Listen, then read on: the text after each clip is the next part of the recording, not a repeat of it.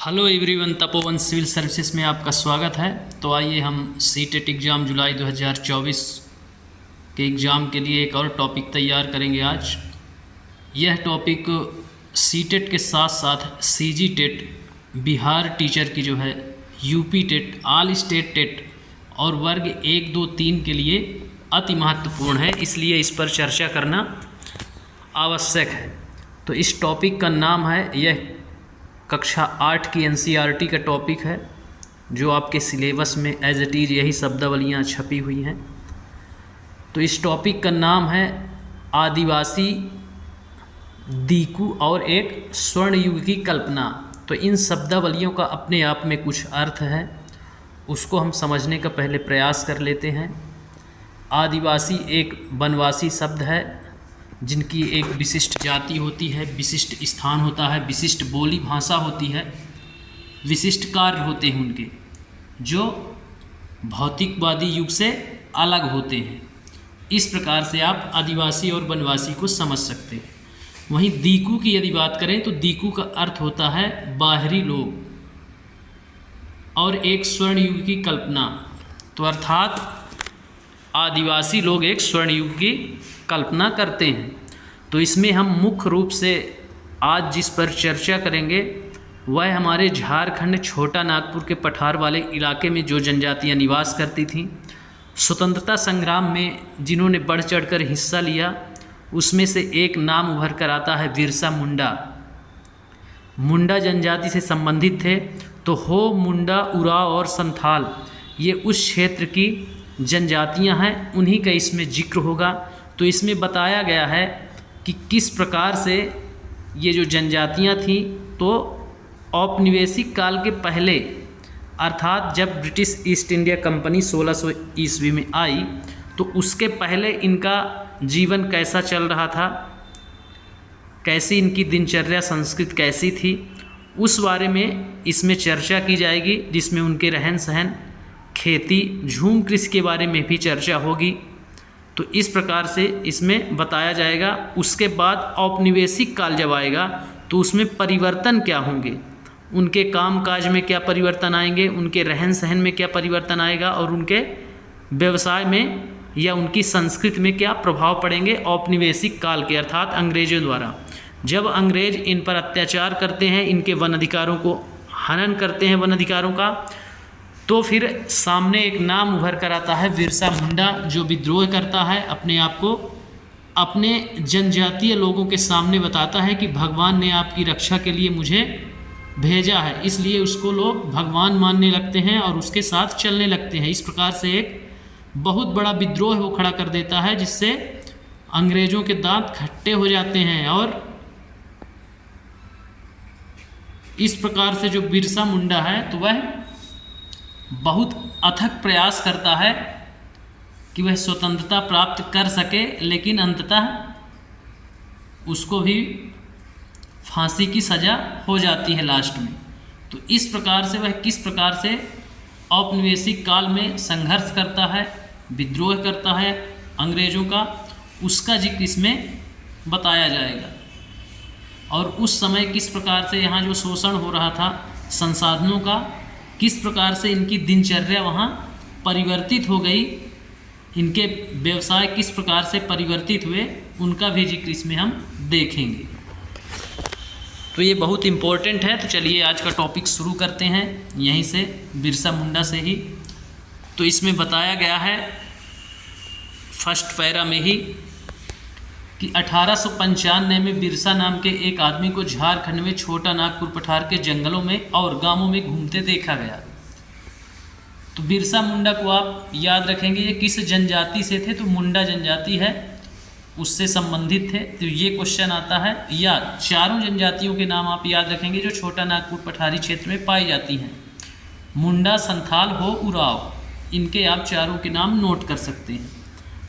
तो ये आदमी था जो छोटा नागपुर, झारखंड के छोटा नागपुर वाले जंगलों में क्या करता था, घूमते देखा गया।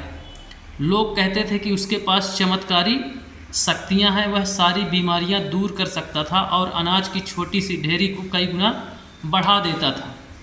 इस प्रकार लोगों का उसमें क्या हुआ, अटूट विश्वास हो गया कि उसके पास चमत्कारिक शक्तियां हैं भगवान की दी हुई, जो कई बीमारियों को दूर कर सकता है और अनाज की एक छोटे से ढेर को बहुत बड़े ढेर में परिवर्तित कर सकता है। बिरसा ने खुद यह ऐलान कर दिया कि उसे भगवान ने लोगों की रक्षा और उसके दीकुओं, ये दीकुओं शब्द का अर्थ ये आता है क्वेश्चन में, आप याद रखेंगे, बाहरी लोग जैसे अंग्रेज लोग, तो दीकुओं की गुलामी से आज़ाद कराने के लिए भेजा है, ऐसा बिरसा मुंडा ऐलान कर देता है।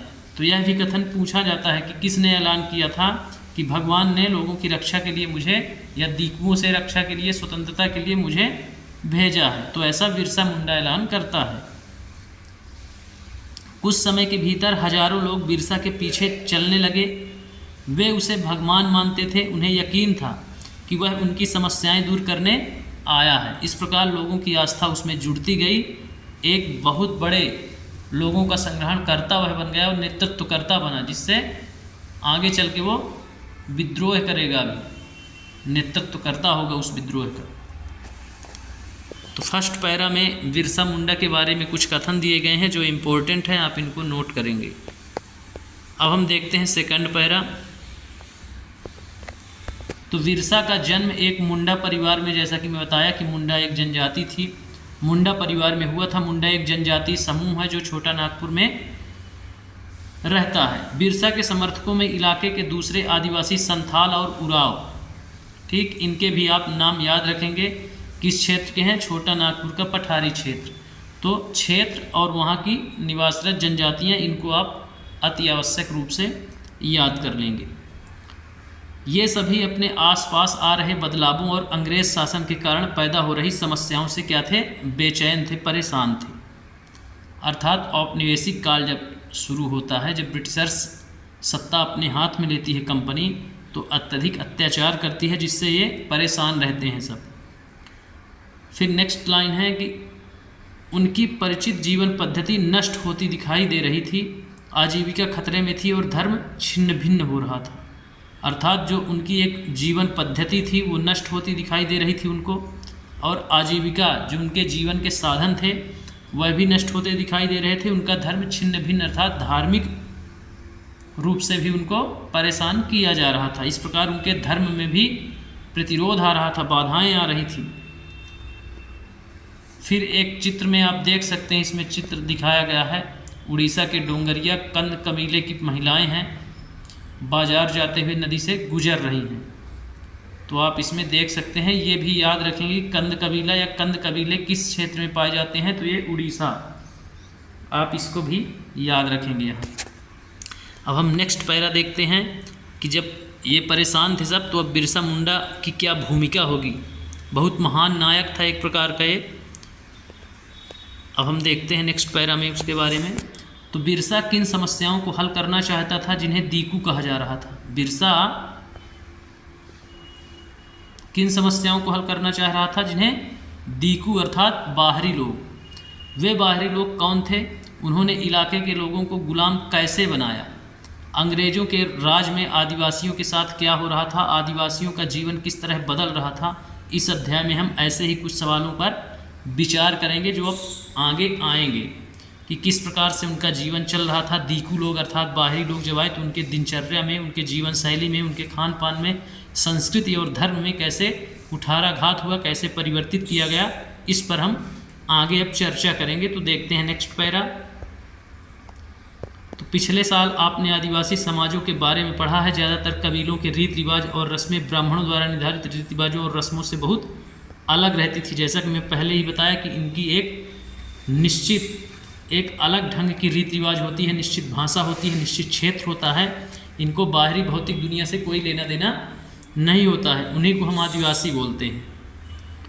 तो इसमें भी वही बताया है कि कबीली रीति रिवाज जो होते हैं वो ब्राह्मण रीति रिवाज से बिल्कुल क्या होते हैं? अलग होते हैं। इन समाजों में ऐसे गहरे सामाजिक भेद भी नहीं थे जो जाति पर आधारित समाजों में दिखाई देते हैं। अर्थात जैसे जातिवाद बाहरी समाज में था, ऐसा इनके समूह में नहीं था। जातिवाद जैसी समस्या नहीं थी। एक कबीले के सारे लोग कुटुंब के बंधनों में बंधे होते थे, लेकिन इसका यह मतलब भी नहीं है कि आदिवासियों के बीच कोई आर्थिक और सामाजिक फर्क नहीं होता है। अर्थात आर्थिक एवं सामाजिक फर्क होता था, भले वो कबीलाई एक कुटुंब में बंधे हों, अर्थात एक छोटा सा कबीला हो भले, पर उनमें भी आर्थिक एवं सामाजिक अंतर पाया जाता था, लेकिन जातिगत समानता थी उनमें, जातिगत अंतर नहीं पाया जाता था। रीति रिवाजों में अंतर था, जो ब्राह्मण निर्धारित किए थे रीति रिवाज उनसे बिल्कुल भिन्न थे उनके रीति रिवाज। तो ये क्वेश्चन सारे पूछे जाते हैं क्वेश्चंस के तौर पर। अब हम देखेंगे जनजातीय समूह किस तरह से जीते थे, उनकी दिनचर्या के बारे में। पहले औपनिवेशिक काल के पहले की दिनचर्या, उसके बाद औपनिवेशिक काल की जो समस्याएं आएंगी, उसके बाद हम पढ़ेंगे विद्रोह। तो जनजातीय समूह किस तरह से जीते थे। 19वीं सदी तक देश के विभिन्न भागों में आदिवासी तरह तरह की गतिविधियों में सक्रिय थे। ये औपनिवेशिक काल की 19वीं शताब्दी तक की चर्चा यहाँ होगी। कुछ झूम खेती करते थे। झूम खेती की चर्चा पहले भी मेरे द्वारा की गई है कि किसी भी जंगल का एक छोटा सा क्षेत्र जहाँ पेड़ पौधों को काट कर जलाकर उस पर कृषि की जाती थी, फिर जब उसकी उपजाऊ क्षमता खत्म हो जाती थी तो वो उस क्षेत्र को छोड़ करके जनजाति दूसरे क्षेत्र में चले जाते थे और उस क्षेत्र के फिर जंगलों के पेड़ पौधों को काट करके और उस ज़मीन पर जला करके फिर कृषि करते थे। इस प्रकार से झूम खेती की जाती थी। तो जो कि अब क्या है, झूम खेती कई क्षेत्रों में वर्जित है वर्तमान में। तो झूम कृषि के बारे में आपने पिछले कक्षा 7 के एनसीईआरटी 6 के एनसीईआरटी में भी जिक्र था, इसमें फिर से बता दिया हूँ मैं कि कोई एक क्षेत्र है, मान लीजिए बड़ा सा जंगल है, जिस क्षेत्र में उनका कबीला रहता है, उस छोटे से क्षेत्र को काट करके उसी जिस जमीन के पेड़ पौधों को काटते थे, वनस्पति को काटते थे, उसी को जला देते थे वहीं पर, और उस राख से खाद बन जाती थी। वहीं पर उगाते थे फसल या पेड़ पौधे जो उनके खाद्यान्न के लिए उपयोगी थे। उसके बाद कुछ दिनों के बाद जब उसकी उर्वरा क्षमता समाप्त हो जाती थी तो वो पूरा कबीला अब दूसरी जगह चला जाता था। दूसरी जगह जा कर के फिर उस जंगल को थोड़ा सा काटता था, ज़मीन तैयार करता था और उस पर फिर कृषि की जाती थी। इस प्रकार वह एक जगह से दूसरी, इस प्रकार जंगलों को खतरा था और वह ज़मीन जो छोड़ देता था उसमें धीरे धीरे प्राकृतिक वनस्पति उगाती थी, लेकिन खतरा ज़्यादा था, इसलिए उसको वर्जित कर दिया गया है जिससे वनों की कटाई को रोका जा सके। तो हम देखते हैं इसमें क्या डिटेल है। तो झूम खेती करते थे, उनमें से कुछ समुदाय झूम खेती करते थे। झूम खेती घुमंतू खेती को कहा जाता है। इस तरह की खेती अधिकांशतः जंगलों में छोटे भूखंडों पर की जाती थी। ये लोग जमीन तक धूप लाने के लिए पेड़ों को ऊपरी हिस्से छांट देते थे और ज़मीन पर उसी घास फूस जला करके साफ कर देते थे। उसके बाद वे घास फूस के जलने से पैदा हुई राख को खाली ज़मीन पर छिड़क देते थे। इस राख में पोटास होती थी जिससे मिट्टी उपजाऊ हो जाती थी, जैसा कि मैं अभी बताया था आपको। वे कुल्हाड़ियों से पेड़ों को काटते थे और कुदाली से ज़मीन के ऊपर सतह को खुरच देते थे। वे खेतों को जोतते और बीज रोपने की बजाय उन्हें बस खेत में बिखेर देते थे, क्योंकि ये लोग क्या करते हैं, ज़मीन को माता मानते थे, इसलिए ज़मीन पर हल नहीं चलाते हैं, खरोंच करके ज़मीन को बिखेर देते थे। जब एक बार फसल तैयार हो जाती थी तो उसे काट करके वे दूसरी जगह के लिए चल पड़ते थे। एक फसल लेने के बाद दूसरी जगह जब उर्वरता उसकी समाप्त हुई, दूसरी जगह जाएंगे, फिर यही प्रोसेस होगी। फिर पौधों को काटेंगे, जलाएंगे, राख को बिखेरेंगे, उपजाऊ क्षमता हो जाएगी उसकी, जब फिर उस पर कृषि करेंगे। यह सिलसिला चलता रहता है। जहाँ से उन्होंने अभी फसल काटी थी, जहाँ से उन्होंने अभी क्या करी थी, फसल काटी थी,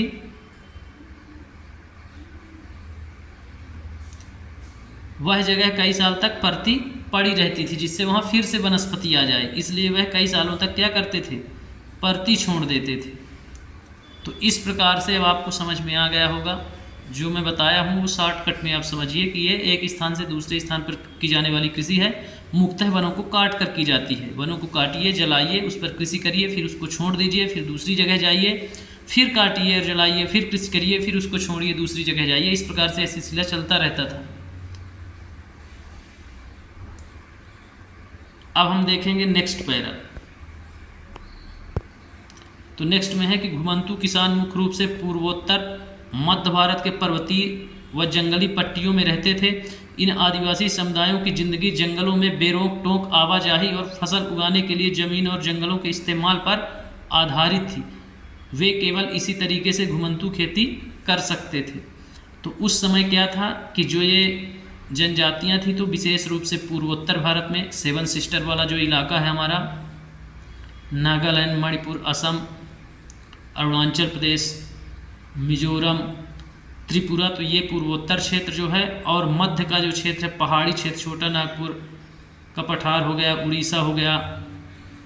तो इस प्रकार से यहाँ ये बेरोक टोक उस समय ये खेती की जाती थी इनके द्वारा। इनका जीवन ही उसी से चलता था, इनकी दिनचर्या, इनकी संस्कृति वही थी, घुमंतू जीवन था, इनको कोई रोक टोक नहीं थी यहाँ के प्रशासन द्वारा। लेकिन अंग्रेज जब आए तो उस पर हस्तक्षेप करने लगे, जंगलों को उनके बर्बाद करने लगे, नष्ट करने लगे। इससे विद्रोह की स्थिति पैदा हुई। तो इसमें जो कुछ शब्दावलियाँ आई हैं उनको हम समझ लेते हैं। जैसे परती, तो कुछ समय के लिए बिना खेती छोड़ दी जाने वाली ज़मीन ताकि उसकी मिट्टी दोबारा उपजाऊ हो जाए। जैसा इसमें भी आया था कि जिस क्षेत्र में एक बार वो कृषि कर लेते थे उसको छोड़ देते थे कुछ सालों के लिए, उसी को परती बोलते थे, परती जमीन। साल एक वृक्ष है, एक पेड़ है। महुआ, ये क्वेश्चन आता है कि महुआ किस प्रकार का है, पेड़ है। तो एक फूल जिसे खाया जाता है, शराब बनाने के लिए इस्तेमाल किया जाता है।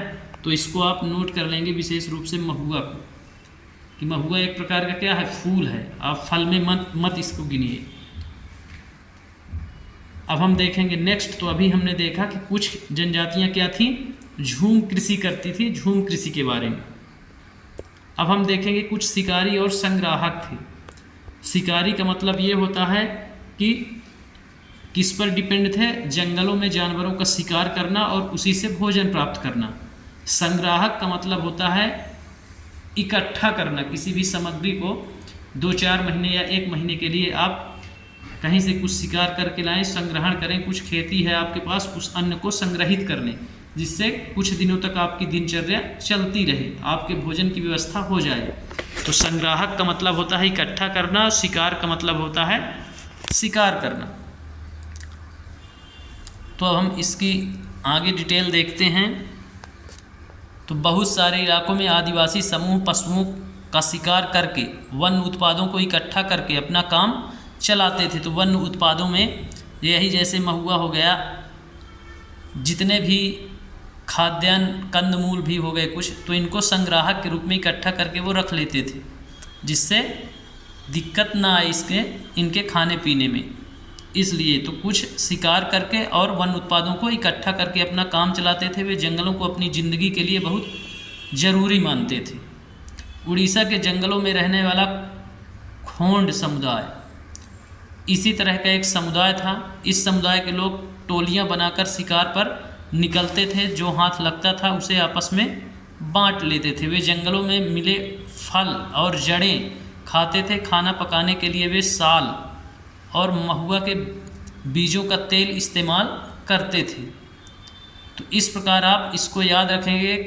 यहाँ से कौन सी चीज़ें आपको याद रखनी है, उड़ीसा के जंगलों में रहने वाली जनजाति को खोंड समुदाय कहते हैं। तो खोंड को आप याद रखेंगे, खोंड समुदाय को आप याद रखेंगे।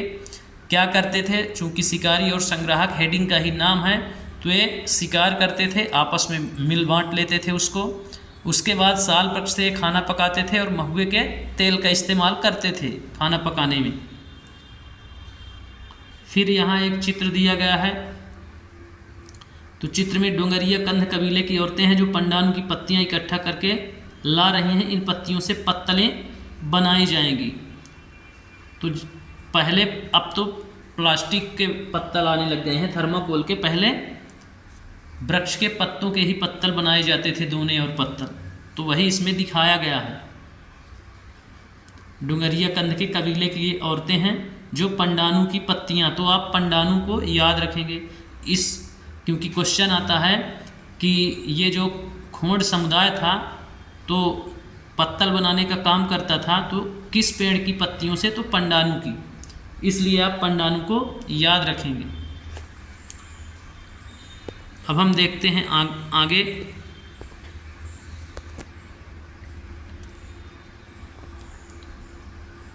इलाज के लिए बहुत सारी जंगली जड़ी बूटियों का इस्तेमाल करते थे और जंगलों से इकट्ठा हुई चीज़ों को स्थानीय बाज़ारों में बेच देते थे। जब भी स्थानीय बुनकरों और चमड़ा कारीगरों को कपड़े व चमड़े की रंगाई के लिए। तो इस प्रकार से जंगलों से कुछ सामग्रियां संग्राहक के रूप में इकट्ठी करते थे और अपने खर्चे चलाने के लिए आसपास के बाज़ारों में उसे बेच देते थे।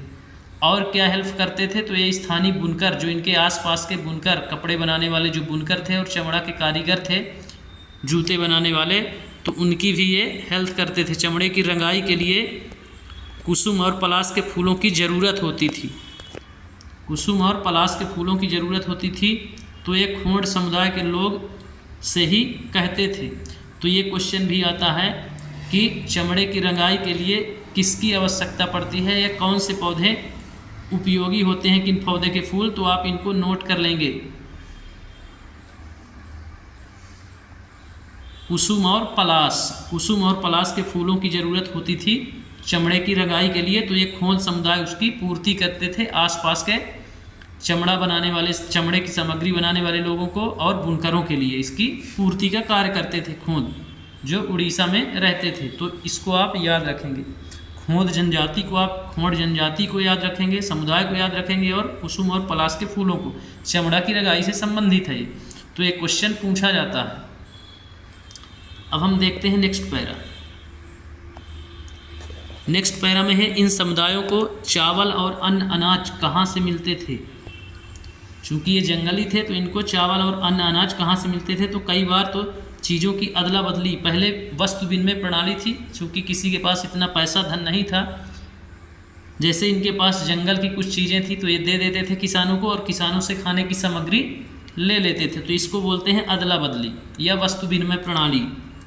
तो अदला बदली न दे करके यदि क्वेश्चन में वस्तु विनिमय प्रणाली बोलता है तो यह प्राचीन काल में या जनजातियों में प्रचलित थी। ग्रामीणों में आज भी, गाँवों में आज भी, आप यदि गाँव से हैं तो वहाँ आज भी चलता है। किसी के यहाँ चावल ज़्यादा है तो आप बोल दीजिए कि हमको 2 क्विंटल आप चावल दे दें, हमसे 2 क्विंटल आप गेहूँ ले लें, उसके पास गेहूँ नहीं है। तो इस प्रकार गाँवों में आज भी चलता है। वे अपने कीमती वन उत्पादों के बदले ज़रूरत की चीज़ें ले लेते थे। जैसा कि अभी ऊपर के पैराग्राफ में था कि जो संग्राहक ये जनजाति थी, खोंड जनजाति, खोंड समुदाय, तो ये कुछ सामग्रियां क्या करते थे, जंगलों से इकट्ठा करके और नज़दीकी बाज़ार में बेचते थे और अपनी आवश्यकता की वस्तुएं की पूर्ति करते थे। तो इस प्रकार से अनाज की पूर्ति अदला बदली से कर लेते थे और कीमती वन उत्पादों के बदले ज़रूरत की चीज़ें अपने ला लेते थे। कई बार उन्हें ज़रूरी चीज़ें खरीदने के लिए अपनी मुट्ठी भर आमदनी का सहारा लेना पड़ता था। तो कई बार बाज़ार से जितनी पूंजी इकट्ठा की इन्होंने, और यदि कोई वस्तु अत्यधिक आवश्यक है उसके लिए इनको मुट्ठी भर जो पूंजी थी इनके पास वह भी देनी पड़ जाती थी। उनसे कई लोग आसपास के गांवों में नौकरी भी करते थे। कोई बोझ ढोता था तो कोई सड़क निर्माण में कार्यों में नौकरी करता था। कई आदिवासी खेत मजदूर थे। जब वन उत्पादन कम पड़ जाते थे तो आदिवासियों को मजदूरी के लिए ज़्यादा भटकना पड़ता था, लेकिन उनमें से बहुत सारे समुदाय जैसे मध्य भारत के बैगा औरों के लिए काम करने से कतराते थे।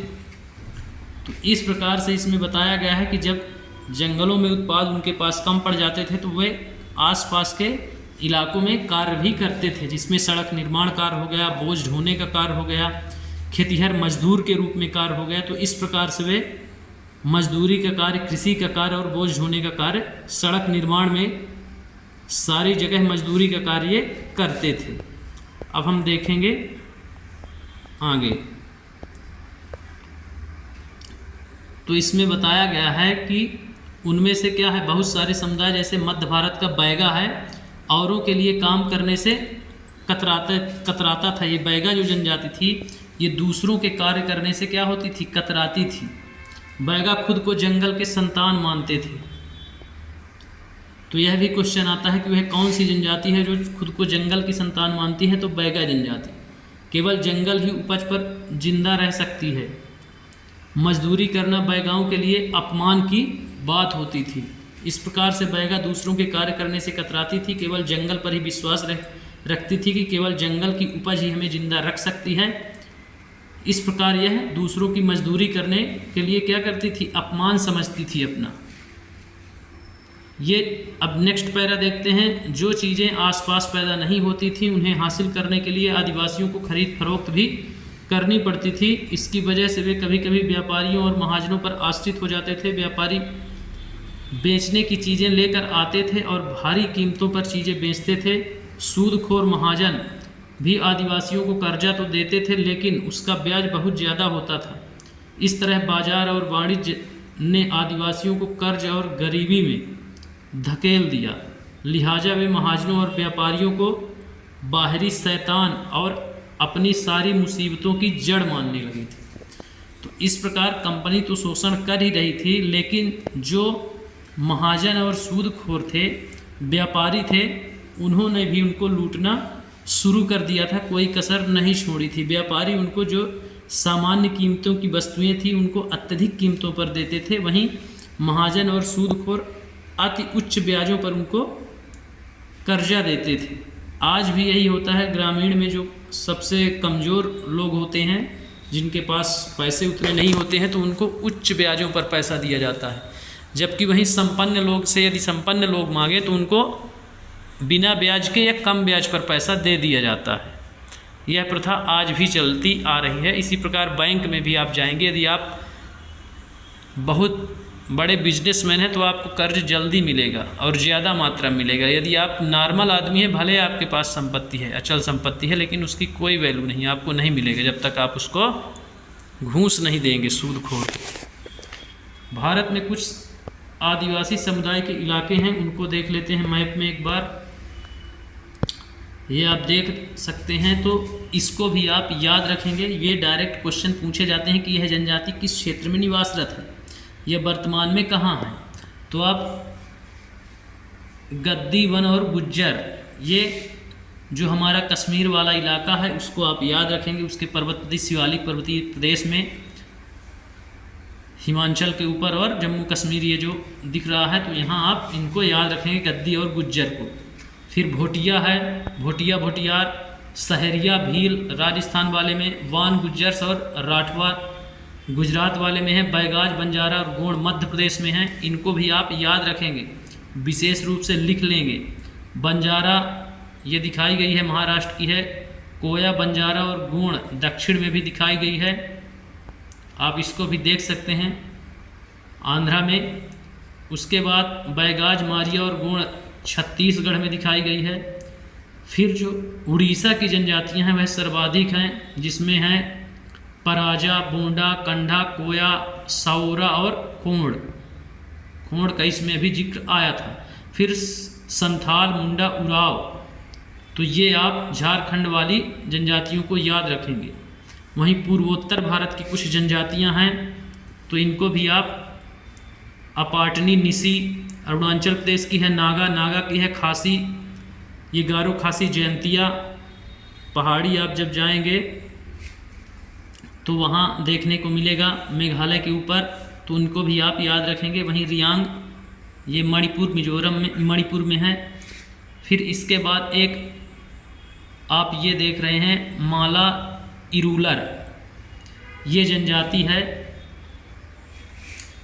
केरल में आप देख सकते हैं इसको। तो इस प्रकार से आप इन राज्यों के नाम, एक तरफ नाम, एक तरफ वहाँ की जनजाति। तो जो जनजाति ये गद्दी, गुज्जर है, भोटियार है, भोटिया, भोटियार है, और मध्य प्रदेश की जो है बैगा, बंजारा, गोंड, चूंकि इसमें जिक्र है संथाल, मुंडा, उराव और खोंड का, तो आप उड़ीसा से खोंड को और संथाल, मुंडा, उराव को, झारखंड या छोटा नागपुर का पठार वाला इलाका, इसको जरूर याद कर ले, बाकी को याद करें या ना करें। अब हम देखेंगे नेक्स्ट टॉपिक, नेक्स्ट बिंदु। तो अभी तक हम उनकी कृषि कैसी थी, दिनचर्या कैसी थी, ये आपको समझ में आ गया होगा। अब हम देखते हैं कुछ जानवर पालते थे। अभी उनकी कृषि देख ली हमने जो, फिर संग्राहक या वनों पर आश्रित देख लिए। अब हम देखेंगे कुछ जानवर पालते थे। कुछ जनजातियां ऐसी थी जो जानवर भी पालती थी, तो उनका महत्व भी हम इसमें देखेंगे। तो बहुत सारे आदिवासी समूह जानवर पालकर अपनी ज़िंदगी चलाते थे। वे चरवाहे थे जो मौसम के हिसाब से मवेशियों या भेड़ों के रेवड़ लेकर यहाँ से वहाँ जाते रहते थे। अर्थात ये भी घुमंतू प्रकार की जनजातियाँ थीं जो मवेशी पालते थे और मवेशियों को एक स्थान से दूसरे स्थान तक ऋतुओं के हिसाब से, जैसे ऋतु परिवर्तित होती थी उस हिसाब से ये आते जाते रहते थे वहाँ। जब एक जगह घास खत्म हो जाती थी तो वे दूसरे इलाके में चले जाते थे। पंजाब के पहाड़ों में रहने वाले वन गुज्जर और आंध्र प्रदेश के लवाड़िया आदि समुदाय गाय भैंस के झुंड पालते थे। तो आप यहाँ से गुज्जर को याद रखेंगे पंजाब वाले क्षेत्र से, आंध्र प्रदेश से लवाड़िया को जो गाय और भैंस के झुंड पालते थे। कुल्लू के गद्दी, कुल्लू मनाली उत्तराखंड वाला हिमाचल प्रदेश वाला इलाका जो था, तो कुल्लू के गद्दी समुदाय जो लोग गड़रिये थे। तो ये सारे क्वेश्चन के तौर पर आएंगे आपको, एक तरफ जनजाति, एक तरफ आप मिलान करेंगे उस क्षेत्र से कि यह किस क्षेत्र की जनजाति है। तो पंजाब में गुज्जर का जिक्र, आंध्र प्रदेश में लवाड़िया का जिक्र, या तो ये पूछ देगा कि किन पशुपालक से संबंधित है, जैसे लवाड़िया गाय भैंस और गुज्जर। वहीं कुल्लू के गद्दी जो थे, ये गड़रिये थे, ये भेड़ बकरी का पालन करेंगे। कश्मीर के बकरवाल, तो कुल्लू के गद्दी समुदाय के लोग गड़रिये थे और कश्मीर के जो बकरवाल थे वह बकरियां पालते थे। तो यह भी पालतू जानवर और उससे संबंधित जनजातियों को भी आप दोनों प्रकार से क्वेश्चन आते हैं, इसलिए दोनों को आप याद रखेंगे। ये क्या करते थे, भेड़ बकरियां पालते थे, जबकि वो गाय भैंस पालते थे। अगले साल इतिहास की पाठ्य पुस्तक में आप इनके बारे में विस्तार से पढ़ेंगे। कक्षा 9th में आप विस्तार से इसको देखेंगे। इसका विस्तार हालांकि कुछ पीछे भी बताया गया है 7th में भी, लेकिन 9th में इसका बहुत सारा डिटेल है एक एक जनजाति के बारे में। तो इस प्रकार से आप उनसे संबंधित क्षेत्र जनजातियों से और जनजातियों के नाम याद रखेंगे। इसमें भी कम से कम 1-2 क्वेश्चन यहाँ से बनते हैं। अब हम देखते हैं नेक्स्ट बिंदु, शिकार का वक्त, बुवाई का वक्त, नए खेतों में जाने का वक्त। तो इस प्रकार से अब उनकी दिनचर्या के जो टाइमिंग थी उसके बारे में इस पर चर्चा की गई है कि शिकार का वक्त कौन था, बुवाई का वक्त और नए खेतों में जाने का वक्त। तो इस कोट को पढ़ लेते हैं, कहानी के माध्यम से दर्शाया गया। इसमें क्या आपने कभी इस बात पर ध्यान दिया कि विभिन्न प्रकार के समाजों में रहने वाले लोगों की काम और समय के बारे में समझदारी एक जैसी नहीं होती। विभिन्न क्षेत्रों में रहने वाले घुमंतू आदिवासी शिकारियों की जिंदगी एक खास क्रम, मर्द औरत के बीच कामों के बंटवारे में चलती थी। इनके भी क्या होते थे, कार्य बटे हुए थे। औरतों के दूसरे कार्य थे और मर्दों के दूसरे कार्य थे, पुरुषों के दूसरे कार्य थे। इसका जिक्र आगे आएगा। ब्रिटिश मानव विज्ञानी वेरियर एल्विन ने 1930-1940 के दशकों में कई साल मध्य भारत के बैगा और खोंड समुदायों के बीच में बिताए। एल्विन द्वारा लिखित द बैगाज बुक इसने लिखा है, एल्विन ने, तो इसको भी याद रखेंगे। एल्विन द्वारा लिखित निम्नलिखित अंशों को पढ़कर इस समय क्रम और कामों के बंटवारों को समझा जा सकता है। तो जो ये वेरियर एल्विन महोदय हैं, इन्होंने द बैगाज नामक एक पुस्तक लिखी है। ये क्वेश्चन में हर बार पूछा जाता है। तो वेरियर एल्विन और उसके सामने आप लिख देंगे इनकी बुक है एक द बैगाज। अब वो क्या लिखते हैं बैगाओं के बारे में, उसकी एक कट पेस्ट है, उसको देख लेते हैं। तो चैत में औरतें, चैत अप्रैल का महीना चैत्र बोलते हैं अपने यहाँ, चैत में औरतें इकट्ठा करने और बचे खुचे डूंठों को काटने जाती थी। पुरुष बड़े पेड़ों को काटते थे और शिकार पर जाते थे। जो छोटे मोटे डूंठे पेड़ बचते थे उनको औरतें जाती थीं, लेकिन बड़े पेड़ों को काटने के लिए पुरुष जाते थे। शिकार करने मुख्यतः पुरुष जाते थे। शिकार पूरे चांद के समय पूर्व से शुरू होता था। शिकार के लिए बांस के फंदों का इस्तेमाल करते थे। औरतें सागो, इमली और मशरूम, कुकुरमुत्ता आदि फल बीन कर लाती थी। सांगो, इमली और मशरूम, कुकुरमुत्ता आदि फल क्या करती थी, बीन करके लाती थी। ये औरतों के काम थे। जबकि शिकार करना बांस के फंदों का इस्तेमाल करते थे। तो यह भी क्वेश्चन आता है कि जो जनजातियां थीं वे शिकार के लिए किसका प्रयोग करती थी, तो बांस के फंदों का प्रयोग करती थी और शिकार पूरे चांद के समय पूर्व से शुरू होता था। बैगा औरतें या तो केवल जड़ें या कंद इकट्ठा करती थी। जो बैगाओं की, बैगा जनजाति की औरतें थीं वे केवल जड़ें या कंद मूल फल इकट्ठा करती थी या महुआ के बीज इकट्ठा कर लेती थी। मध्य भारत के आदिवासियों में बैगाओं को सबसे अच्छा शिकारी माना जाता था। जो मध्य भारत का इलाका था वहाँ पे बैगाओं को सबसे अच्छा, सबसे उत्कृष्ट क्वालिटी का शिकारी माना जाता था। बैसाख, अब चैत्र के बाद बैसाख आता है। बैसाख में जंगलों को जलाया जाता था। औरतें अधजली लकड़ियों को ईंधन के रूप में बीन कर लाती थीं। आदमी शिकार पर जाते रहते थे लेकिन गांव से दूर नहीं जाते थे। जेठ में, अब चैत्र बैसाख ज्येष्ठ या जेठ महीना में क्या होता था, बुआई होती थी और शिकार चलता रहता था। आषाढ़ से भादों तक मर्द खेतों में क्या करते थे, काम करते थे। चूँकि जेठ में बुआई हो जाती थी खेतों की, तो अब आषाढ़ और भादों तक, आषाढ़ श्रावण भादों 3 महीने की खेती होती है। तो 3 महीने अब क्या करेंगे, ये जो पुरुष हैं ये खेतों पर काम करते थे। फिर आता है कुंवार, तो फलियाँ आने लगती थी। कुंवार में फसल क्या होती थी, उस पर बालियाँ आ जाती थी। और कार्तिक में कुटकी में क्या होता था, पक कर तैयार हो जाती थी। इस प्रकार हाफ ईयर का ये शेड्यूल था उनका कि किस महीने में क्या करते थे। तो आप हिंदी महीनों के नाम भी याद रखेंगे। अगहन में सारी फसल तैयार हो जाती थी और पूस में फटकन किया जाता था, अर्थात कूट के उसको फटक लिया जाता था सूप से। बांस का आप सूपा देखे होंगे या प्लास्टिक के भी आते हैं, उससे फटका जाता था। नाच गाना और शादियां भी पूस के महीने में ही होती थी। माघ में पुरुष नए बेवड़ की तरफ चले जाते थे। माघ में अत्यधिक ठंड, जैसे जनवरी का महीना होता है इंग्लिश महीना, उसको हम हिंदी में माघ बोलते हैं। तो माघ में पुरुष नए बेवड़ की तरफ चले जाते थे। इस दौरान शिकार व चीज़ों का संग्रह ही जीने के मुख्य गतिविधि होती थी।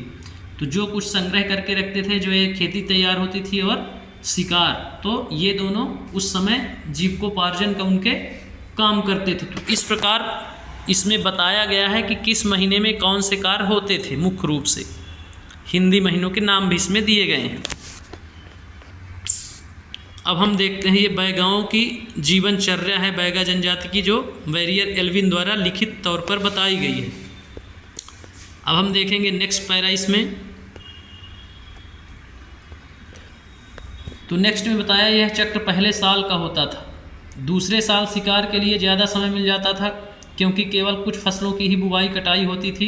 क्योंकि भोजन काफ़ी होता था, इसलिए पुरुष बेवड़ों में ही रहते थे। तीसरे साल में भोजन के लिए वन उत्पादों की भी ज़रूरत पड़ने लगती थी, क्योंकि ये घुमंतु कृषि करते थे, झूम कृषि। इसलिए फर्स्ट साल तो भरपूर अनाज, दूसरे साल थोड़ा कम, तीसरे साल और कम। अब इनको वन उत्पादों की तीसरे साल ज़रूरत पड़ने लगती थी।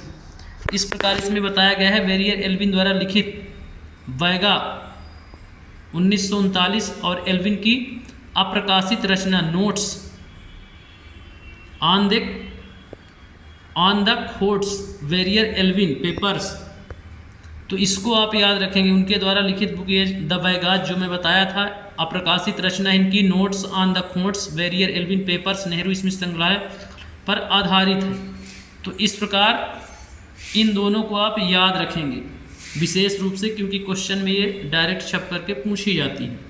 फिर डायग्राम बताया गया है, ईंधन की लकड़ी ले जाती एक संथाल लड़की। ये बिहार की तस्वीर है, 1946 में खींची गई है। बच्चे वन उपज इकट्ठा करने के लिए अपनी माँओं के साथ जंगल में जाते थे।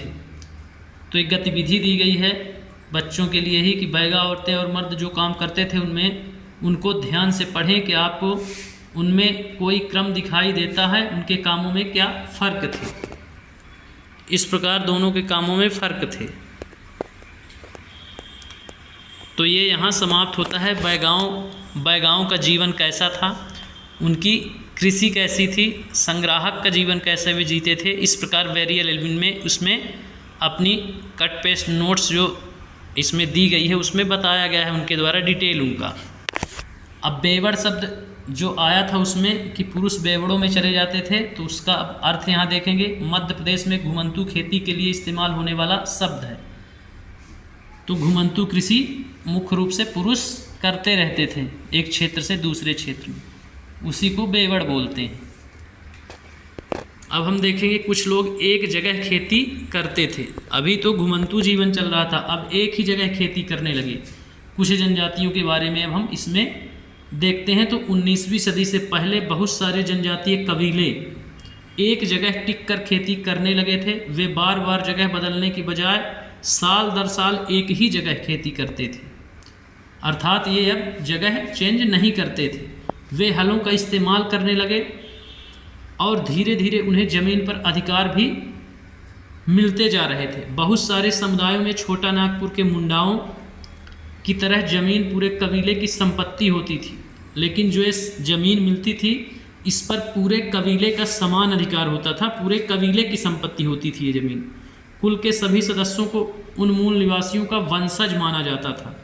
जो उनका पूरा कबीला था, कुल था, उनके सभी सदस्यों को उनका मूल निवासी का क्या होता था, वंशज माना जाता था, जिन्होंने सबसे पहले आकर ज़मीन को साफ किया था। लिहाजा ज़मीन पर सभी का बराबर हक होता था। जैसा कि मैं भी बताया कि संपूर्ण ज़मीन पर पूरे कबीले का अधिकार होगा। फिर भी अक्सर ऐसा होता था कि कुल के कुछ लोग औरों से ज़्यादा ताकत जुटा लेते थे। कुछ मुखिया बन जाते थे, जिनके पास ज़्यादा ताकत जुट जाती थी वे मुखिया बन जाते थे उन कबीलों का, सरदार जिसे बोला जाता था। और बाकी उनके अनुयायी होते थे, उनका अनुसरण करते थे, उनकी आज्ञा का ही पालन होता था, चूँकि वो मुखिया बन जाता था अपने कबीले का। इस प्रकार से जो वह कहता था वही कार्य होते थे, उसके निर्देश मानने पड़ते थे सबको। जो ताकतवर होते थे वे खुद खेती करने की बजाय अक्सर अपनी ज़मीन बटाई पर दे देते थे। बटाई का मतलब है कि किसी को बोल दो कि आप हमारे ज़मीन पर उपज करिए, आधा हमको दे देना, आधा आप रख लेना, ऐसे बटाई पर बांट लेंगे बाद में हम दोनों लोग। तो इस प्रकार से इसमें कुछ जनजातियों के बारे में, विशेष रूप से मुंडाओं के बारे में बताया गया है कि मुंडा धीरे धीरे स्थायी तौर पर खेती करने लगे। अब हम देखते हैं इसका नेक्स्ट पैरा। तो इसमें है ब्रिटिश अफसरों को गोंड और संथाल जैसे एक जगह ठहर कर रहने वाले आदिवासी समूह शिकारी संग्राहक या घुमंती खेती करने वालों के मुकाबले ज़्यादा सभ्य दिखाई देते थे। जंगलों में रहने वालों को जंगली और बर्बर माना जाता था। अंग्रेज़ों को लगता था कि उन्हें स्थायी रूप से एक जगह बसना, सभ्य बनाना जरूरी है। तो इस प्रकार गोंड और संथाल जो थे एक जगह ठहर कर किस करते थे, तो उनको अंग्रेज सभ्य मानते थे, बजाय किनके जो घुमंतु जीवन यापन करते थे, घुमंतु कृषि अर्थात झूम कृषि जो करते थे उनको बर्बर मानते थे वो। तो उन्होंने यह विचार रखा कि इनको सभ्य करना जरूरी है। अब हम मुख्य रूप से आएंगे औपनिवेशिक शासन से आदिवासियों के जीवन पर क्या असर पड़े। अभी तक तो हम सिर्फ आदिवासियों की दिनचर्या कैसी चल रही थी शुरुआत से ही उस पर चर्चा की गई है कि कुछ संग्राहक भी थे, कुछ पशुपालक भी थे, कुछ कृषि करने वाले थे। इस प्रकार से 2-3 टाइप से चर्चा की गई इसमें। अब हम देखेंगे कि जो औपनिवेशिक भारत जब बना, ब्रिटिशर्स के कब्जे में गया, उस समय क्या प्रभाव हुए, तो उस पर चर्चा की जाएगी। अब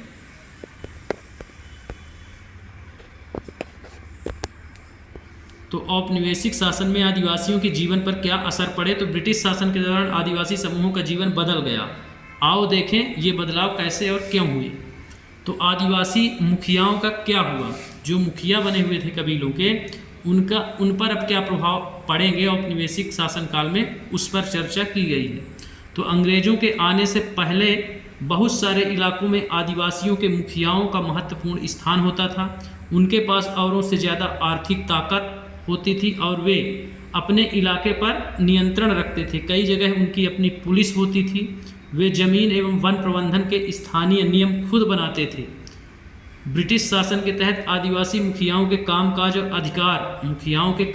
और अधिकार जो थे काफ़ी बदल गए।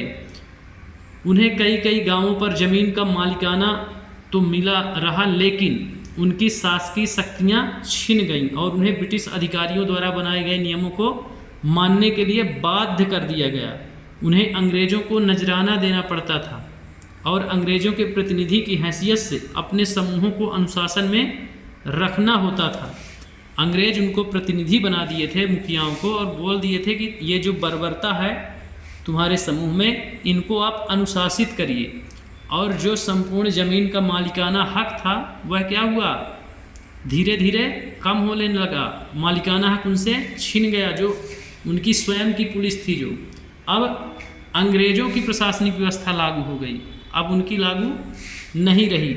ऐसा प्रभाव, यानी कि जो जनजातियां स्वतंत्र थी, अब उनमें धीरे धीरे औपनिवेशवाद का शिकंजा कसना शुरू हो गया। उसके बारे में इसमें चर्चा की गई है कि कैसे कृषि क्षेत्र को उनके सीमित कर दिया गया, पूरे नियम कानून उनके थोप दिए गए, किनके? ब्रिटिशर्स के। और किस प्रकार से जो उनकी सत्ता थी, जो मुखिया थे, उनकी खुद की पुलिस थी, उनके भी नियम कानून हटा करके ब्रिटिशर्स के नियम कानून वहाँ लागू हो गए। अब हम देखते हैं नेक्स्ट। तो बताता है कि कई गांवों में जो ज़मीन था उसमें मालिकाना हक तो मिला, लेकिन उनकी शासकीय शक्तियाँ क्या हो गई? छीन गई। ब्रिटिश अधिकारियों द्वारा बनाए गए नियमों को मानने के लिए बाध्य कर दिया गया। उन्हें अंग्रेजों को नजराना देना पड़ता था। टैक्स अंग्रेजों के प्रतिनिधि की हैसियत से वह अपने समूह के अनुशासन में रखना होता था। पहले उनके पास जो ताकत थी वह अब नहीं रही। वे परंपरागत कामों को करने से लाचार हो गए। जो उनकी पुरानी पीढ़ी से कार्य चले आ रहे थे, अब उनको वे नहीं कर सकते थे। इस प्रकार से क्या हुआ? शोषण होना शुरू हो गया। पूर्वोत्तर के निसी आदिवासी के एक गांव में लट्ठों से बना घर, जब ये घर बनाए जाते थे तो पूरा गांव मदद करता था। इस प्रकार आप इनको भी याद रखेंगे, पूर्वोत्तर की निसी आदिवासी को। निसी जनजाति कहाँ निवास करती है? पूर्वोत्तर भारत में। अब हम देखेंगे कि घुमंतू काश्तकारों का क्या हुआ। अभी जो हम देख रहे थे आदिवासी मुखियाओं का क्या हुआ, तो मुखियाओं को समेट करके सीमित कर दिया गया। उनकी शक्ति जो थी, संपूर्ण शक्तियाँ ब्रिटिशर्स के हाथ में चली गई। नाम मात्र के मुखिया बनकर वो रह गए। अब हम देखेंगे कि जो घुमंतू जनजातियाँ थी, काश्तकार थे, खेती करते थे, झूम खेती, उन पर क्या प्रभाव पड़ा औपनिवेशवाद का, तो उस पर अब चर्चा की जाएगी। तो ऐसे समूहों से अंग्रेजों को काफ़ी परेशानी थी, जो यहाँ वहाँ भटकते रहते थे और एक जगह ठहर कर नहीं रहते थे। वे चाहते थे कि आदिवासी के समूह एक जगह स्थायी रूप से रहें। अंग्रेज क्या चाहते थे? एक जगह स्थायी रूप से रहें। स्थायी रूप से एक जगह रहने वाले किसानों को नियंत्रित करना आसान था। अंग्रेज अपने शासन के लिए आमदनी को नियमित स्रोत भी चाहते थे। आमदनी का वे नियमित स्रोत चाहते थे, इसलिए उनको परेशानी होती थी खुद को कि इनसे कैसे टैक्स वसूला जाए। ये तो एक जगह रहते ही नहीं। यहाँ आज कृषि कर रहे हैं, पता चला 2-3 महीने बाद दूसरी खेती करने के लिए कहीं और चले गए, तो कौन खोजेगा? जितना टैक्स नहीं मिलेगा उससे ज़्यादा खर्चा लग जाएगा। इसलिए वे सोचते थे कि ये जो आदिवासी घूमने वाली जनजातियां हैं, ये एक ही जगह पर क्या करें? निवास करें और एक ही जगह पर खेती करें, जिससे इनको नियंत्रित करना आसान होगा। फलस्वरूप उन्होंने ज़मीन के बारे में कुछ नियम लागू कर दिए। किसने? अंग्रेजों ने। उन्होंने ज़मीन को मापकर प्रत्येक व्यक्ति का हिस्सा तय कर दिया। उन्होंने यह भी तय कर दिया कि किसे कितना लगान देना होगा। कुछ किसानों को भूस्वामी, दूसरों को पट्टेदार घोषित किया गया। जैसा कि आप देख चुके हैं इसके पहले अध्याय में जो हम पढ़ाए थे, इसके पहले वाला ठीक चैप्टर, उसमें दिया गया है। पट्टेदार और भूस्वामियों का भाड़ा चुकाते थे। पट्टेदार जो थे अपने भूस्वामियों का क्या करते थे? भाड़ा चुकाते थे, और भूस्वामी सरकार को क्या देते थे? उस भाड़े में से लगान देते थे। तो इस प्रकार से जो भूमि स्वामी थे वे पट्टे पर दूसरे किसानों को ज़मीन दे देते थे। पट्टे जैसे अभी वर्तमान में ठास में ज़मीन चलती है कि हम 1 बीघा ज़मीन लेंगे, तो जैसे कि आपकी 1 बीघा कोई ज़मीन ले रहा है, आप बोल दें कि भैया 15,000 रुपये लगेंगे 1 बीघे के। तो इस प्रकार से जो भूस्वामी होता था वो पट्टे पर ज़मीन दे देता था, इतना लगेगा आपको, इतना पैसा लगेगा, आप इसमें कृषि कर सकते हैं। तो इस प्रकार से ये अब प्रथाएँ शुरू हो गई थी। जो पहले जनजातियाँ स्वतंत्रता पूर्वक कृषि कर रही थी, तो अब क्या हुआ? उनके अधिकार छिन गए। उन पर किनके नियम थोप दिए गए? ब्रिटिशर्स के नियम थोपे गए। फिर इसमें एक डायग्राम बताया गया है। डायग्राम में आप देख सकते हैं। तो घुमंतू खेती गुजरात के बहुत सारे वन क्षेत्रों में अभी भी जारी है। आप देख सकते हैं कि यहाँ पेड़ों को काट दिया गया है और खेती करने के लिए ज़मीन साफ कर दी गई है। गुजरात के एक जंगल में खेती करती भील औरतें, तो आप इनको भी याद रखेंगे। भील गुजराती जनजाति, तो आप इसको नोट कर लेंगे। अब हम देखते हैं सेकंड पैरा। सेकंड पैरा में है, झूम काश्तकारों को स्थायी रूप से बसाने की अंग्रेजों की कोशिश बहुत कामयाब नहीं रही। जहां पानी कम हो और मिट्टी सूखी हो, वहां हलों से खेती करना आसान नहीं होता, बल्कि हलों की मदद से खेती करने वाले झूम काश्तकारों को अक्सर नुकसान ही होता। नुकसान ही हुआ, क्योंकि उनके खेत अच्छी उपज नहीं दे पाते थे। इसलिए पूर्वोत्तर राज्यों के झूम काश्तकार इस बात पर अड़े रहे कि उन्हें परंपरागत ढंग से ही जीने दिया जाए। व्यापक विरोध के फलस्वरूप अंग्रेजों को आखिरकार उनकी बात माननी पड़ी और ऐसे कबीलों को जंगल के कुछ हिस्सों में घुमंतू खेती के लिए छूट दे दी गई।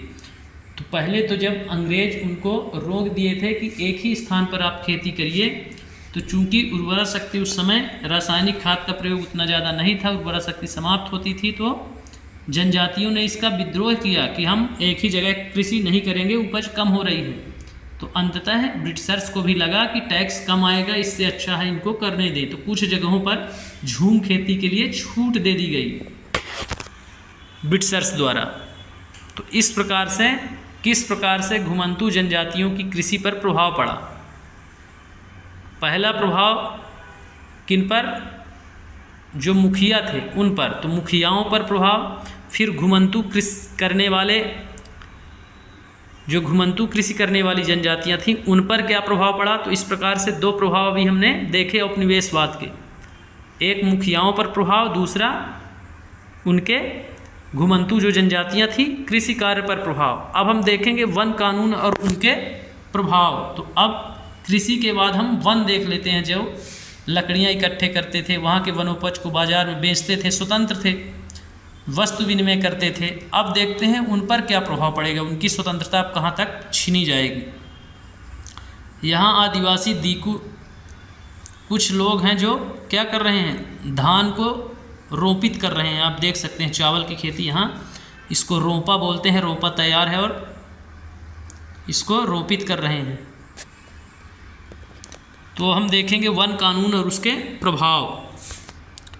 जैसा कि आपने देखा कि आदिवासी समूहों का जीवन जंगल से जुड़ा हुआ था, अतः वन कानूनों में आए बदलावों से आदिवासियों के जीवन पर भी क्या हुआ, भारी असर पड़ा।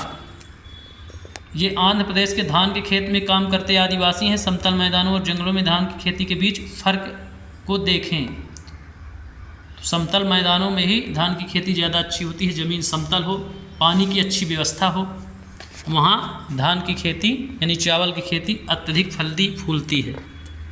तो वन कानून पर मुख्य रूप से हम ध्यान देंगे कि वन कानून पर क्या प्रभाव पड़े।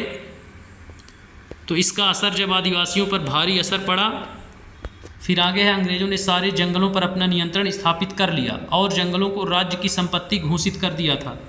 कुछ जंगलों को आरक्षित वन घोषित कर दिया गया। ये ऐसे जंगल थे जहां अंग्रेजों की ज़रूरतों के लिए इमारती लकड़ी पैदा होती थी। इन जंगलों में लोगों को स्वतंत्र रूप से घूमने, झूम खेती करने, फल इकट्ठा करने, पशुओं को शिकार करने की इजाज़त नहीं थी। ऐसी सूरत में झूम काश्तकार किस तरह जिंदा रह सकते थे, इसलिए उनमें से बहुतों को काम और रोजगार की तलाश में मजबूरन दूसरे इलाकों में जाना पड़ा। तो इस प्रकार से जंगलों पर अब किसका अधिकार हो गया, ब्रिटिशर्स का, अंग्रेजों का। उन्होंने नए नियम स्थापित कर दिए और झूम कृषि पर रोक लगा दी। कुछ क्षेत्रों को तो ऐसे घोषित कर दिया, वहाँ जाना तक मना कर दिया, उनको आरक्षित क्षेत्र घोषित कर दिया और राज्य की संपत्ति घोषित कर दिया। और कुछ को आरक्षित क्षेत्र जहाँ इमारती लकड़ी, ज़रूरत की जो इमारती लकड़ी थी, जैसे रेलवे स्लीपर वगैरह बनाने के लिए रेलवे पटरियों में जो उपयोग आती थी, उसको आरक्षित क्षेत्र अंग्रेजों ने घोषित कर दिया, जिसमें लोगों को स्वतंत्र रूप से घूमने, झूम खेती करने, फल इकट्ठा करने, पशुओं को शिकार करने की इजाज़त नहीं थी। अर्थात किसी प्रकार से प्रवेश ही नहीं कर सकते, क्योंकि इसी कारण तो वो प्रवेश करते थे, घूमने के लिए या तो फिर झूम खेती के लिए या फल इकट्ठा या शिकार करने के लिए। जब चारों में रोक लग गई तो वो जाएंगे ही नहीं उसके अंदर। तो इस प्रकार से अब वो क्या करें, जिंदा रहने के लिए व्यापार, व्यवसाय या रोजगार तलाशना शुरू कर दिए। तो इसमें बताया गया है किस प्रकार से उनके अधिकारों को छीन लिया गया उनसे। स्लीपर लकड़ी की 36 तख्तें जिन पर रेल पटरियां बिछाई जाती थी, जैसा कि मैं अभी बताया था कि इसका, इसलिए इमारती लकड़ी का वो क्या करते थे उपयोग स्लीपर बनाने में। अब हम देखते हैं नेक्स्ट पैरा। तो नेक्स्ट में बताता है, जैसे ही अंग्रेजों ने जंगलों के भीतर आदिवासियों के रहने पर पाबंदी लगा दी, उनके सामने एक समस्या पैदा हो गई। समस्या यह थी कि रेलवे स्लीपर्स के लिए पेड़ काटने और लकड़ी को एक जगह से दूसरी जगह ले जाने के लिए मजदूरों का इंतजाम कहाँ से किया जाए। तो पहले जंगल बहुत था भारत में, इसलिए अब उनको क्या हुआ, ज़रूरत पड़ी मजदूरों की ही कि भाई स्लीपर हम तभी बनाएंगे जब जंगल के पेड़ों को काट करके एक स्थान से दूसरे कारखाने तक ले जाएंगे, तभी तो स्लीपर्स तैयार होंगे। तो इस प्रकार से यह समस्या थी अंग्रेज़ों के सामने। तो अब उन्होंने क्या किया, उसका औपनिवेशिक अधिकारियों ने इसका भी हल ढूंढ निकाला। उन्होंने तय किया कि झूम काश्तकारों को जंगल में ज़मीन, छोटे छोटे टुकड़े ज़मीन के दिए जाएंगे और उन्हें वहाँ खेती करने के लिए भी छूट होगी, बशर्ते गांव में रहने वालों को वन विभाग के लिए मजदूरी करनी होगी, जंगलों की देखभाल करनी होगी। इस तरह बहुत सारे इलाकों में वन विभाग ने सस्ते श्रम की आपूर्ति सुनिश्चित करने में वन गांव बसा दिए।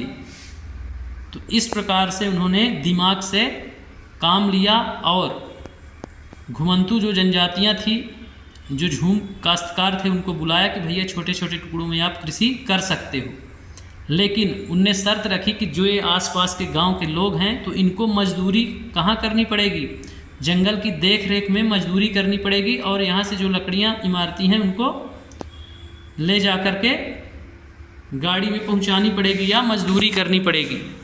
तो इस प्रकार से वन विभाग एक सस्ता श्रम का जुगाड़ कर लिए हो कि इससे सस्ता श्रम अब नहीं मिल सकता। इस प्रकार से उन्होंने एक साथ दो निशाना, एक तीर से दो निशाने को साध दिया। अब हम देखते हैं, एक कोट दिया गया है, अंग्रेजों के इस देश में जीना कितना कठिन है। अंग्रेजों के इस देश में जीना कितना कठिन है। 1930 के दशक में वेरियर एल्विन ने मध्य भारत में रहने वाले बैगा आदिवासियों के इलाकों का दौरा किया। एल्विन ने उन लोगों के रीति रिवाज, उनकी कला और उनकी संस्कृति को जानना चाहते थे। वेरियर एल्विन जो थे, उन्होंने बैगाओं के बहुत सारे गीत इकट्ठे किए। उनमें से इस बात पर शिकायत की गई कि अंग्रेज़ों के शासन में बैगा कितने बुरे दौर से गुजर रहे हैं। अंग्रेज़ों ने इस देश में जीना कितना, अंग्रेज़ों के इस देश में अब वे अंग्रेज मानने लगे कि ये देश अंग्रेज़ों का है, जीना कितना मुश्किल है। जमींदार बैठा है गांव में, दरवाजे में कोतवार, बगीचों में पटवारी, खेतों में सरकार। अंग्रेज़ों के इस देश में जीना कितना मुश्किल है। इस प्रकार ये क्या है, कविता है एक उनकी बैगाओं द्वारा लिखी गई। पशु कर अदा करने के लिए बेचते हैं गाय, तो भैंस बेचते हैं जंगल कर देने के लिए, बैलों को बेचकर अदा करते हैं लगान, भोजन पाएं कहाँ से अंग्रेज़ों के इस देश में। तो इस प्रकार से इसमें कविता के माध्यम से Verrier Elwin Samrao Hiwale song of the Maikal, तो इस प्रकार आप देख सकते हैं इसमें दर्शाई गई है कविता के माध्यम से। अब हम देखते हैं नेक्स्ट पैरा। तो इसमें बहुत सारे आदिवासी समूहों ने औपनिवेशिक वन कानूनों का क्या किया, विरोध किया। उन्होंने नए नियमों का पालन करने से इनकार कर दिया और उन्हीं तौर तरीकों से चलते रहे जिन्हें सरकार गैर कानूनी घोषित कर चुकी थी। कई बार उन्होंने खुलेआम बगावत भी कर दी। 1906 में सोंगराम संगमा द्वारा असम में और 1930 के दशक में मध्य प्रांत में हुआ वन सत्याग्रह इसी तरह के विद्रोह थे।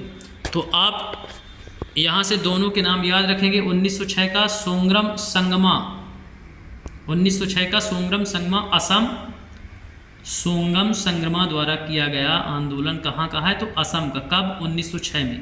वहीं 1930 की यदि हम बात करें तो 1930 के दशक में मध्य प्रांत वन सत्याग्रह मध्य प्रांत का 1930 का। तो इस प्रकार आप इनको याद रखें।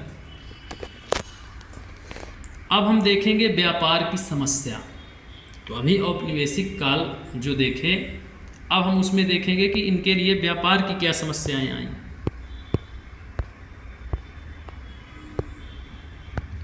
तो 19वीं शताब्दी के दौरान जनजातीय समूहों में पाया कि व्यापारी और महाजन जंगलों में जल्दी जल्दी आने लगे हैं।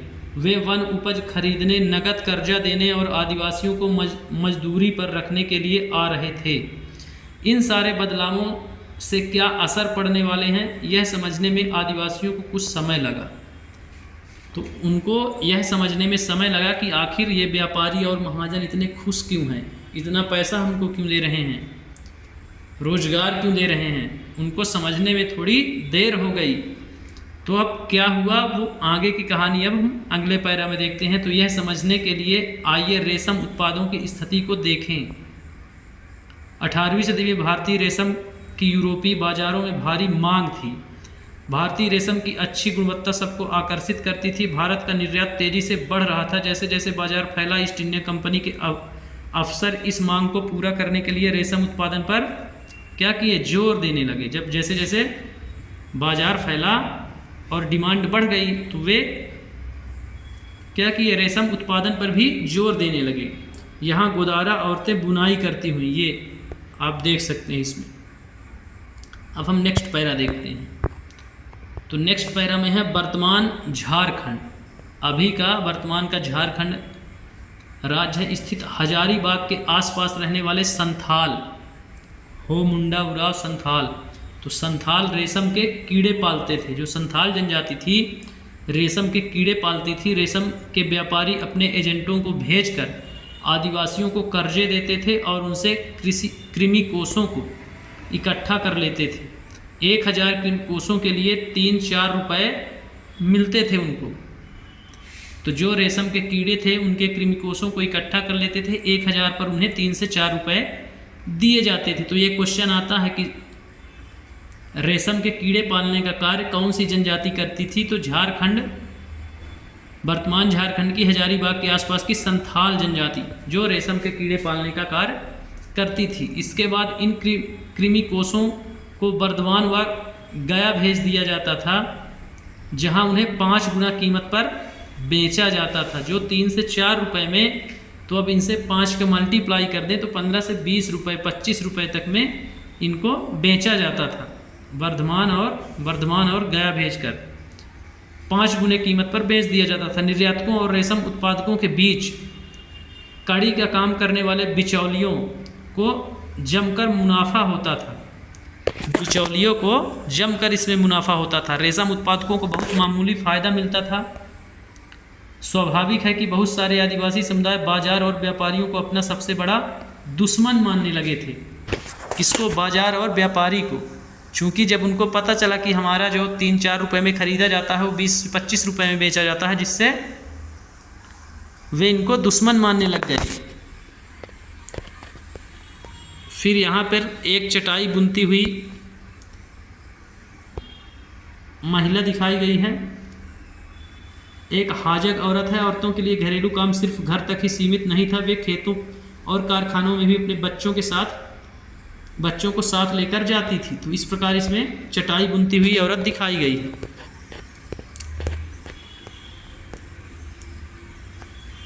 ये डायग्राम भी इंगित करता है कोयला खदान पर काम करने वाले कर्मचारियों के बारे में। तो ये चित्र है बिहार के कोयला खनिज। 1948 का 1920 के दशक में बिहार की झरिया और रानीगंज कोयला खदानों में काम करने वाले लगभग 50% खनिक आदिवासी थे। अंधेरी और दमघोटू खदानों की गहराई में काम करना न केवल शरीर को तोड़ना था बल्कि यह खतरनाक था। वह अक्सर सचमुच जान लेता था। 1920 के दशक में देश की कोयला खदानों में हर साल 2000 से ज़्यादा मजदूर मारे जाते थे। खदानें धंस भी जाती थी उस समय, क्योंकि उस समय अत्यधिक जंगल थे, अत्यधिक बारिश होती थी। आज भी यही होता है। जो अंडरग्राउंड माइंस होती है वह धंस जाती है, तो कभी कभी हजारों वर्कर्स वहाँ दब जाते हैं और मर जाते हैं, या आग लग जाती है। अंडरग्राउंड माइंस की ये बात हो रही है। इतना ताप रहता है कि वहाँ आग लग जाती है। ओपन माइंस तो ठीक है, काम करने योग्य है, लेकिन अंडरग्राउंड जो माइंस होती हैं उसमें बहुत सुरक्षात्मक तरीके से प्रवेश करना पड़ता है कामगारों को। तो हम देखते हैं आगे। अब काम की तलाश। अभी हम देख रहे थे रोजगार, अब हम देख रहे हैं काम की तलाश। काम की तलाश में घर से दूर जाने वाले आदिवासियों की दशा तो और भी खराब थी। रोजगार के लिए तो चलो ठीक थे, लेकिन काम की तलाश में जो दूर दराज जाते थे उनकी दशा और ख़राब थी। 19वीं सदी के आखिर से ही चाय बागान फैलने लगे थे। खनन उद्योग भी एक महत्वपूर्ण उद्योग बन गया था। असम के चाय बागानों और झारखंड की कोयला खदानों में काम करने के लिए आदिवासियों की बड़ी संख्या में भर्ती किया गया। इन लोगों को ठेकेदारों की मार्फत भर्ती किया जाता था। ठेकेदार न केवल उन्हें बहुत कम वेतन देते थे बल्कि उन्हें वापस घर भी लौटने नहीं देते थे। तो फ़ायदा इसमें भी किसको होता था? ज़्यादा ठेकेदार को, क्योंकि वह कंपनी से ज़्यादा पैसे लेता था और बहुत से बहुत कम नाम मात्र के पैसे उनको देता था। चाय के बागान में, कोयले की खदानों में भरपूर जी तोड़ मेहनत करवाता था और उनको घर भी नहीं जाने देता था। तो इस प्रकार काम की तलाश में कैसा शोषण किया गया ब्रिटिशर्स। ये सब औपनिवेशिक की कहानियाँ चल रही हैं। चाहे वे मुखियाओं की हो, चाहे कृषि करने वाली घुमंतू जनजाति की हो, और फिर चाहे काम की तलाश में हो, चाहे रोजगार की तलाश में हो। इस पर प्रभाव बताया गया है, कैसे कैसे प्रभाव पड़े औपनिवेश के। अब हम देखेंगे नज़दीक से देखने पर, तो नज़दीक से देखने पर गहराई उसकी क्या थी, हकीकत क्या थी। तो 19वीं और 20वीं शताब्दी के दौरान देश के विभिन्न भागों में जनजातीय समूहों ने बदलते कानूनों, अपने व्यवहार पर लगी पाबंदियों, नए करों और व्यापारियों व महाजनों द्वारा किए जा रहे शोषण के खिलाफ कई बार क्या की, बगावत कर दी। 1831-32 में कोल आदिवासियों ने और 1855 में संथालों ने बगावत कर दी। मध्य भारत में बस्तर विद्रोह 1910 में हुआ। 1940 में महाराष्ट्र में बरली विद्रोह। बिरसा जिस आंदोलन का नेतृत्व कर रहे थे वह भी इसी तरह का विद्रोह था। तो यहाँ से क्वेश्चन आप कोल विद्रोह याद रखेंगे। कोल विद्रोह कब हुआ, तो 1831-32 में कोल विद्रोह। 1855 में संथाल विद्रोह हुआ। तो एक तरफ विद्रोह और एक तरफ उसका सन। तो कोल विद्रोह 1831-32, संथाल विद्रोह 1855, बस्तर विद्रोह 1910 और 1940 में बरली विद्रोह महाराष्ट्र का। तो इसको आप नोट करेंगे, ये बहुत इंपॉर्टेंट है और क्वेश्चन आता है। अब हम देखते हैं नेक्स्ट पैरा, बिरसा मुंडा। अब ये आएगा मुंडा विद्रोह। तो बिरसा का जन्म जो है वह 1870 के दशक के मध्य हुआ। उनके पिता गरीब थे। बिरसा बचपन भेड़ बकरियां चराते थे। बचपन में बांसुरी बजाते और स्थानीय अखाड़ों में नाचते गाते बीता था इनका बचपना। उनकी परवरिश मुख्य रूप से बोहोंडा के आसपास के जंगलों में हुई थी। गरीबी से लाचार बिरसा के पिता को काम की तलाश में जगह जगह भटकना पड़ता था। लड़कपन में ही बिरसा ने अतीत में हुए मुंडा विद्रोहों की कहानियां सुन ली थी। उन्होंने कई बार समुदाय के सरदारों, मुखियाओं को विद्रोह का आह्वान करते हुए देखा था। बिरसा के समुदाय के लोग ऐसे स्वर्ण युग की बात किया करते थे जब मुंडा लोग दीकुओं के उत्पीड़न से पूरी तरह आज़ाद थे।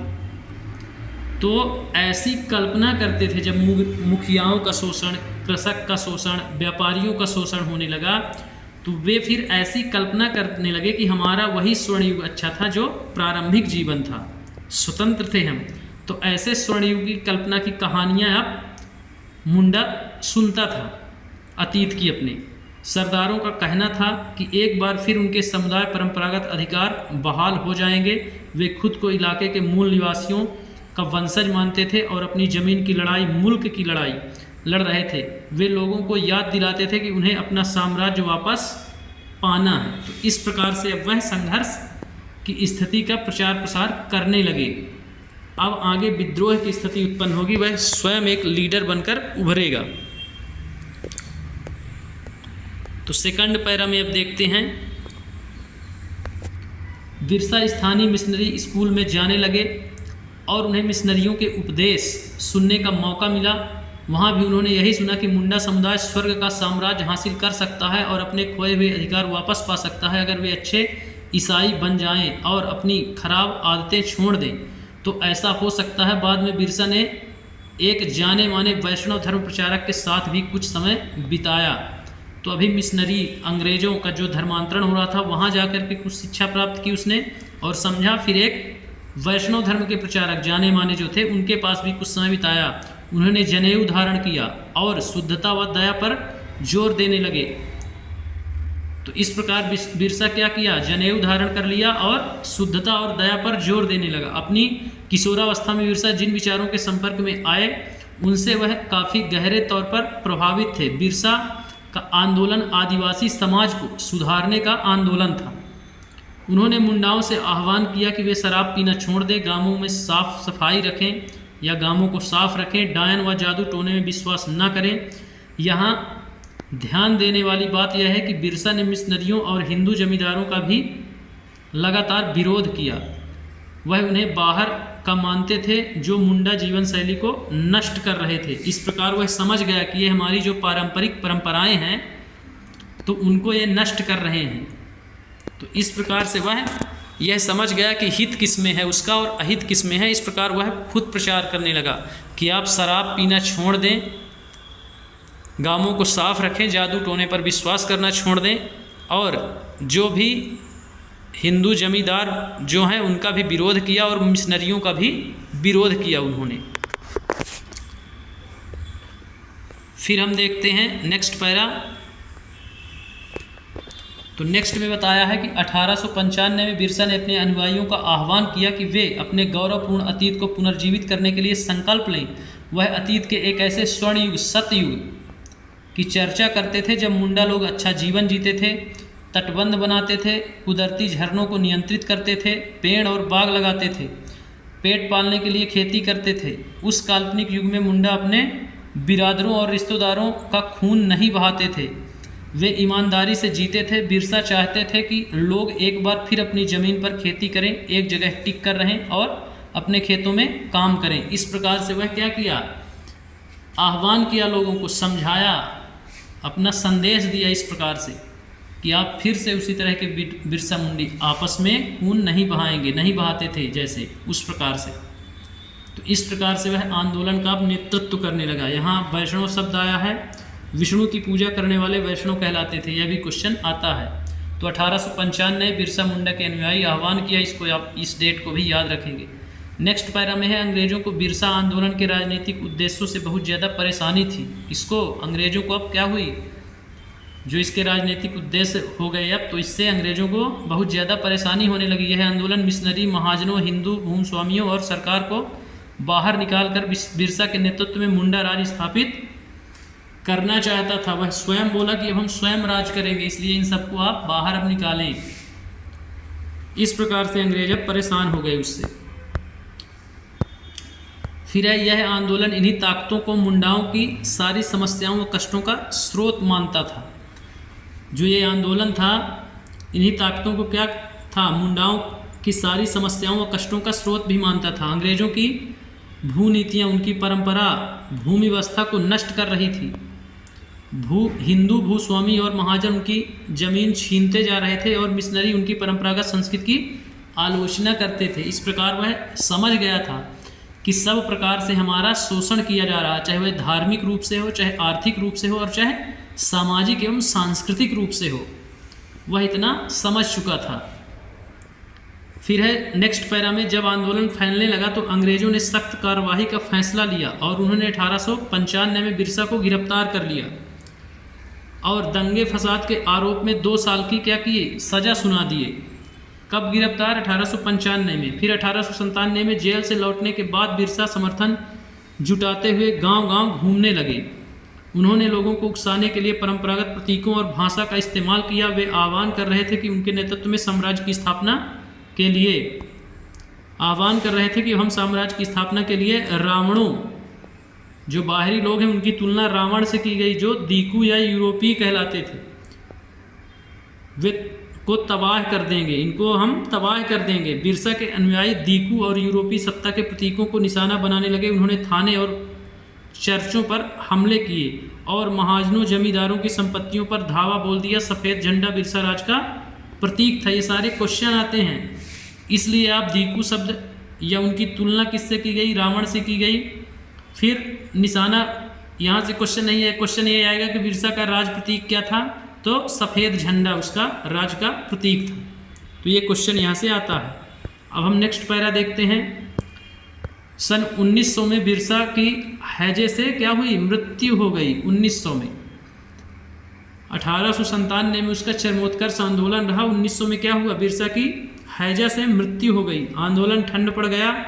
यह आंदोलन 2 मायनों में महत्वपूर्ण था। अब कौन कौन से मायने हैं? पहला, इसने औपनिवेशिक सरकार के ऐसे कानून लागू करने के लिए मजबूर किया जिसके जरिए दीकू लोग आदिवासियों की ज़मीन पर आसानी से कब्जा न कर सकें। दूसरा, इनके लिए एक बार फिर जता दिया उनको क्या, अन्याय का विरोध करने और औपनिवेश शासन के विरुद्ध अपने गुस्से को अभिव्यक्त करने में आदिवासी सक्षम है।